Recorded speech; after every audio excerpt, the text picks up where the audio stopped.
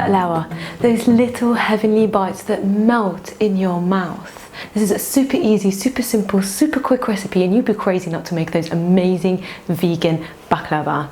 Hey everyone, welcome to Jude's Kitchen. I'm Jude, and today I'm going to teach you how to make vegan baklava. When I was a child, I remember going to the Arabic dessert shop, which was filled with mountains and mountains of all types of baklava, made with all sorts of nuts and made in different shapes and sizes. Oh, it was heaven. It still is. One of the first places that I go to when I go visit home is the Arabic dessert shop. One might say that I have a sweet tooth, and I would agree. If you guys haven't subscribed yet, then please hit the button down below, because I will be posting new delicious vegan Middle Eastern recipes every Wednesday, so make sure you stay tuned. This is a super easy, super simple, super delicious recipe. It only takes me like 10 minutes to prep it up, maybe even 5. Whack it in the oven for 20 minutes and then you've got those amazingly crisp, delicious vegan baklava. So how could you not make them? If you're watching this right now, you have to make them. Watch this and then go to the shop, get the stuff you need, come back here and make them, because it's quick, it's cheap, it's easy. You have no excuse but to make them. So first you want to make the sugar water. You make the sugar water with adding 1 cup of hot water and half a cup of sugar. I use brown sugar because I just think it's better, but you could use white sugar because that's what's traditionally been used. You're just gonna keep stirring it until it's all bind together, and then you add the tiniest bit of lemon juice. They say it helps bind it.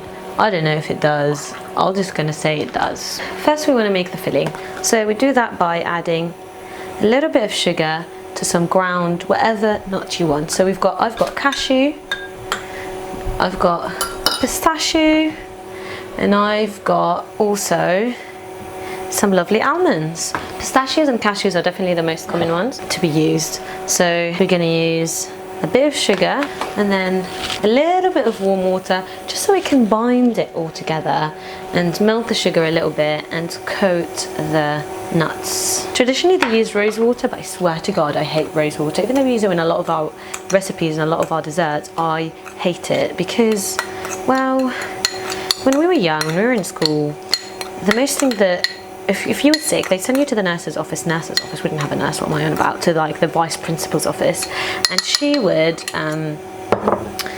always give you a teaspoon of rose water, and it just reminds me of being sick. It was just also not a very pleasant taste. I mean, rose water's nice, I guess, but just having it on its own as a shot is honestly not good. I would not recommend it. It brings me horror until this day, just the smell of it. Right, so I kind of want them to make sure that they are a bit wet. They're all held together, they're all binded and nice, as you can see here.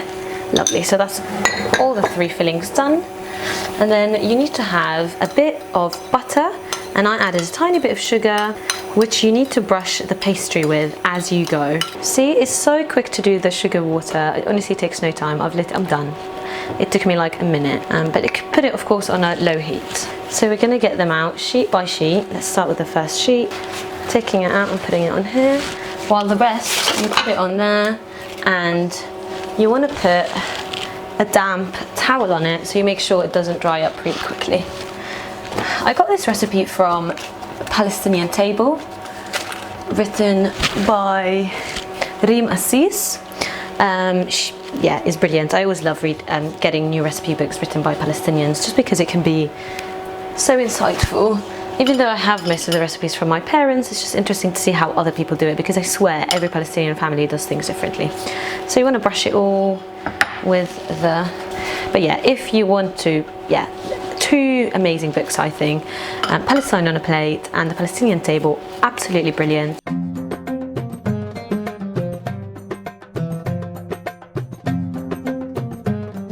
Alright, so we've finished with this. Let's start with the pistachios, shall we? You need to add a teaspoon. Don't add more than that. And you want to do it as you go. As you go, you really want to keep brushing it. You want to roll it in a cigar shape. Keep rolling, keep buttering. And then we're just going to roll it in a lovely snail shape. There you go. If it rips, honestly, just keep going. And then we do it more, and that's good. That's good enough. You've got to be really delicate with these because they are so delicate, and make sure you put that damp towel back on the pastries after. Right, now let's do a cashew one. Cashew is my favorite. You've got to be very delicate with them. I mean, I say that and then I rip it. But don't worry if it rips as well. Honestly, like, it will be fine. You'll see how they look at the end and you're going to be like, oh, it's actually all right. A lot of the things I make, most of the time I'm like, oh my god, this is going to be horrible, what a disaster. And then it usually tastes all right, or maybe people are lying to me. No. I mean, I think they taste all right. I always think if I go to Bake Off, it would be like horrible. I'll just be that person that's having a nightmare after another.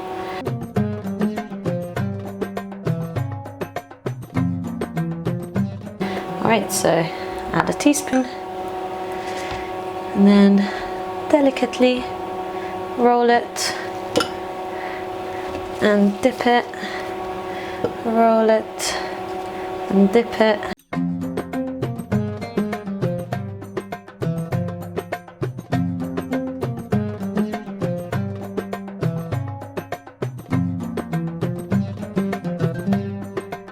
Now you need to take them out of the oven after 20 to 25 minutes on gas mark 4 or 180 degrees. Just make sure that they have a lovely golden brown colour to them. Then add the sugar water on top while they're still hot so they can absorb it. Adjust to taste, but I usually add about 1 to 2 tablespoons on each one. Make sure you garnish them with a lot of nuts on top, and as we say in Arabic, صحتين وعافية. Did you guys see how easy, simple and quick it is to make them? Like, it honestly takes me 5 minutes to prep them up, and then they are hands down one of the most delicious recipes I know. So I hope you make them and enjoy them as much as I enjoyed them. And believe me, they are an amazing thing you can bring to a dinner party, so don't hesitate to do that. And if you guys haven't subscribed yet, then please hit the button down below, because I will be posting new delicious vegan Middle Eastern recipes every Wednesday, so make sure you stay tuned. The baklava is definitely one of my absolute favorite desserts, and it completely revolutionized everything for me when I knew how easy they are to make, because baklava is one of those things that I used to buy in bulk when I go to Palestine, and then I bring them back because they are so tasty, and I didn't realize that they're so easy to make. The first time I realized how easy they are to make actually was from the book, as I mentioned in my video, The Palestinian Table. When we used to go to Nablus, I used to love to go to the dessert shop because Nablus is very, very well known with desserts. They make the best desserts, and as I mentioned to you guys already, my grandmother's from Nablus, so we used to go to Nablus every weekend when we were young, and I used to spend a lot of my summers there because I was obsessed with it, and I grew up with the best cousins there, which I used to visit all the time, and we used to have the best summer together. Nablus is very, very well known with Arabic desserts, and we have it that in Palestine you get a lot of the times different cities specialize with different things. Different cities have they're just known and very famous about different stuff, as you get in many countries. So in Palestine we have 8 main cities. First one is Nablus. Let's start with Nablus because why not, my heritage. Which specializes in dessert, and they make banging desserts. It is beyond me, and the thing is, I'm so lucky. I've very much always been into desserts. I don't know if I've already mentioned this, but I got into desserts because I have a very bad sweet tooth, and I didn't want to just buy a cookie. I wanted to have 2 trays of cookies, so I learned how to bake so I can make 2 trays of cookies and eat them all to myself. But that's how I got into baking, and because I would like to think that my Nablus roots definitely have played a very big role in my talents in making desserts. So anyway, going back, Nablus is famous for its amazing desserts, and knafe in specific. I'm coming to you, knafe. I'm going to do that dessert, but I want to do it justice because it's really hard to make the knafe dough from scratch, and I definitely want to do that recipe justice because it is an insane recipe, and I got many requests for making it. So Nablus specializes in desserts and soap. Olive oil soap, very, very, very famous in Nablus. We have many different factories for crushing the olive oil, and you can go to them. If you go to Palestine, go to Nablus and go check out the old factories, because you get there and they have very old crushers where they crush the oil and they add the olive and they get all the oil out and they make the soap from there. Definitely my favorite soaps. in the world is the Palestinian Nablus. So Nablus is very much similar in the architecture to Syria. We have the same kind of old houses where you have a garden in the middle of all the rooms are around a garden, a courtyard. Yes, a courtyard is what we would call it, which would have all sorts of plants and a fountain, a little fountain, and that is a very much what you would find an old Syrian house to look like.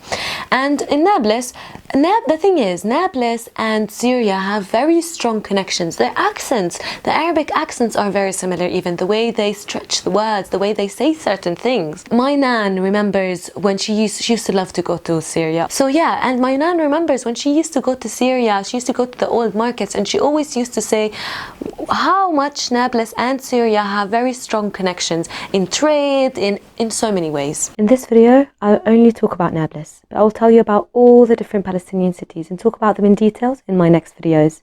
So if you want to know more, make sure you stay tuned. Hope you enjoyed this. Let me know if you have in the comments down below, and if you want to hear more about Palestine, then definitely hit me up, and I will be finishing every video with a little bit about Palestine as much as I can.